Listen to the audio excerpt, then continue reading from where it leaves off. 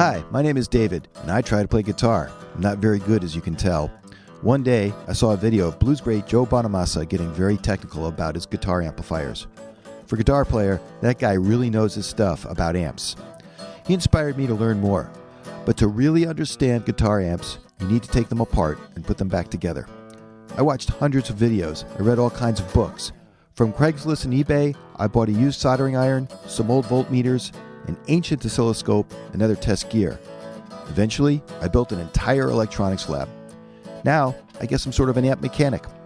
I fix other electronics too, and this is my journey. I figured I'd share so others can learn too. I hope you like it, and just as a disclaimer, be sure to consult an expert before working with electricity.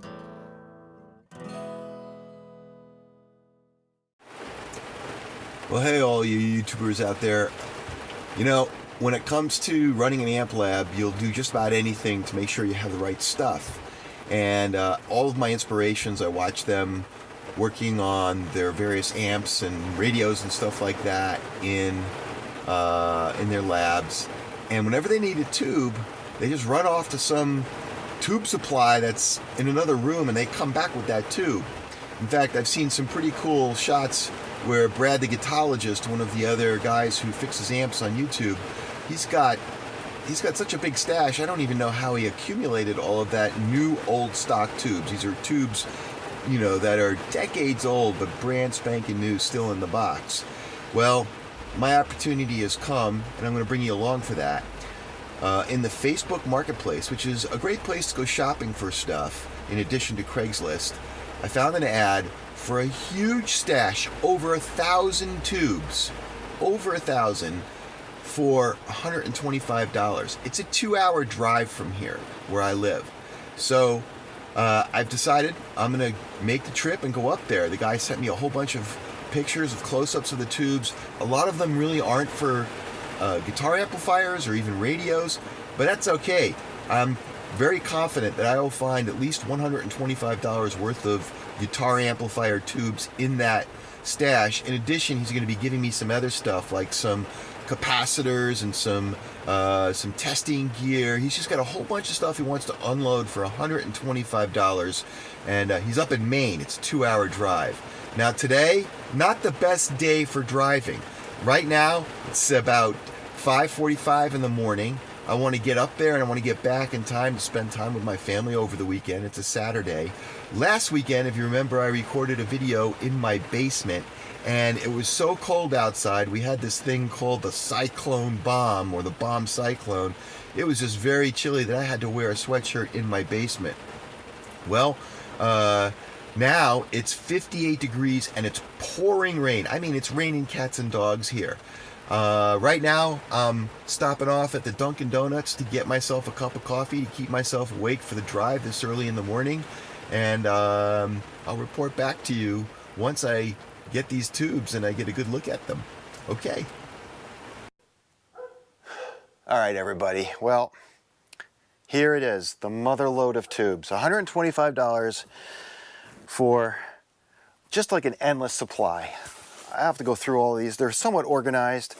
All the tubes beginning with 3, 4, 6 in this box. All the tubes beginning with 5 in this box. I mean, just a lot of these are TV tubes. There's no question about it. I mean, it just, you can tell this came from some guy's TV shop. Wow, another box here. These are all 22, 35, 3. Tons of tubes. This is the Motherload.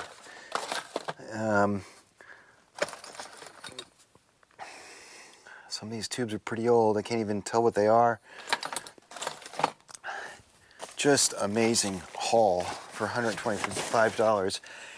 If they don't work out, I'm sure I can find buyers for these, because there's other people who fix other stuff. Fuses. What else do we have here? Potentiometers, volume knobs. We have here, oh, so old electrolytic capacitor, those cans, got a bunch of those. Those might not be good anymore. We'll have to take those and put them on the capacitor tester. Oh wow, a USB cable, I don't need that. Oh, a tackle box, how about this? You know, guys who fix stuff, they like to keep their supplies in the tackle boxes. So let's see what's in here. Well, there you go. What belongs in a tackle box but some floaties and stuff like that for fishing, flies and stuff like that. All right, so now I'm set to go fishing. This is just an amazing haul. I have no idea if we have any tubes in here that are really good for guitars. I saw a couple that will make the cut, but I really have to go through the whole list. I wish there was an online database where you could just look them up and say, okay, well, here's what the tube is and what it worked for. What's this over here? A blank tape for reel-to-reel recording. Well, I don't have a reel-to-reel recorder, but you know, maybe that'll come in handy. It's just more under here. Unbelievable. Great Motherload of a haul for $125. If I can't use all these tubes, or I can't find a use for them, I'm sure I'll be able to figure out a way to sell them online, because there's plenty of people who buy this stuff up. They buy them in lots. Like you can build up little lots and say you've got like 20 tubes of one type. Somebody will buy it for 10 bucks, and I'll get my money back. And then on top of that, the guy gave me this DC power supply. Bring that over here, it's pretty heavy. So this is a power supply here. B&K Precision model 1601. With one little thing on the side, it says the low reset doesn't work. So there must be a reset button on here somewhere. DC power supply always comes in handy when you're testing gear and you want to eliminate the power supply of that gear as being problematic. You just add your own DC power supply and wire it up to this, and you test your circuit that way. Just put this here for now.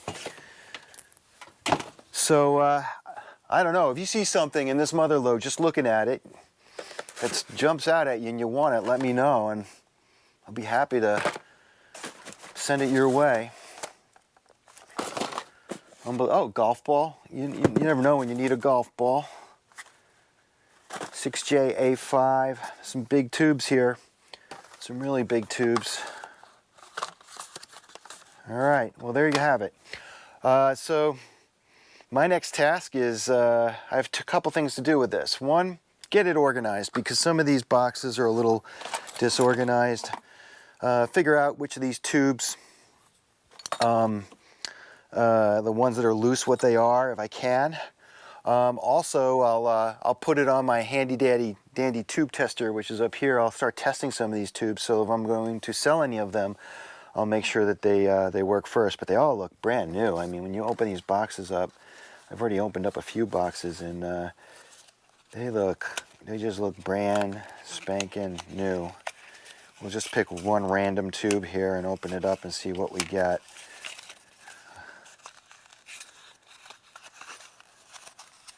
Get that guy out of there. There we go. Brand new. That is as new as they come.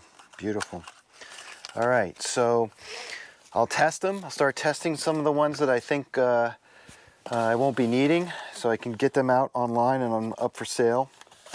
And I'll also start figuring out what some of these are for. I have to kind of look them up, because for the ones that are for televisions, I really have no interest. But if they're for radios, or they're for guitar amps or other kinds of amplifiers, then I will have an interest in keeping, hanging on to them, so that as I'm fixing stuff, I can dig into this supply and figure out what I need. So that's it for now. I'll come back to you later if I discover anything in this haul. And there you have it.